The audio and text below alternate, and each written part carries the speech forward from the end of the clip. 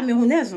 Bien sûr qu'à la tête du gouvernement camerounais, il y a le plus vieux, nul président du monde qui a 92 ans. Après avoir régné pendant 43 ans de génocide, compte brider 7 ans de plus en cette année. Ce dernier aimerait mourir au pouvoir et il menace le peuple camerounais en les braquant les armes sur la tête afin de mieux les museler, afin de mieux les chosifier si ces derniers s'attardaient à lui prendre le pouvoir. Je suis camerounaise. Bien sûr que le ministre territorial Atangandi se maintient également à son poste en usant la violence. Ce dernier bat campagne en menaçant nos pères, nos mères, nos enfants de les mettre dans le moulinès, de les broyer, de les concasser si ces derniers sont assoiffés de la souveraineté, si ces derniers essayent d'aller à la quête de la liberté.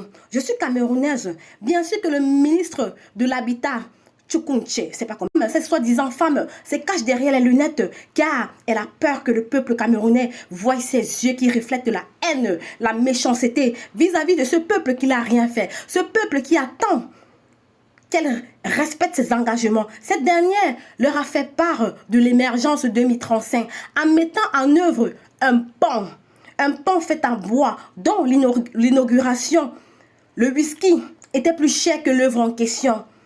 Quelle méchanceté. Je suis camerounaise. Bien sûr que en cette période électorale, tous ceux-là qui lèvent la tête, tous ceux-là qui veulent le changement, tous ceux-là qui veulent voir leurs enfants vivre dans le bonheur, dans la souveraineté, sont kidnappés, sont torturés, sont tués. À l'exemple de Joe Bayrou, ce jeune père de famille qui n'était là que pour servir les intérêts du peuple camerounais, s'est fait kidnapper depuis l'année passée. Le gouvernement camerounais en question informé n'a rien à foutre, car c'est un gouvernement de killers. Je suis camerounaise. Bien sûr que nos cartes d'identité, nos CNI, nos passeports sont embrigadés dans les maisons de ces hommes politiques dans le but de nous empêcher de prendre notre souveraineté par le vote, par les urnes. Ces derniers font ça exprès afin de commettre le rôle électoral. Ce peuple qui a soif de la souveraineté ne vous permettrait pas cela.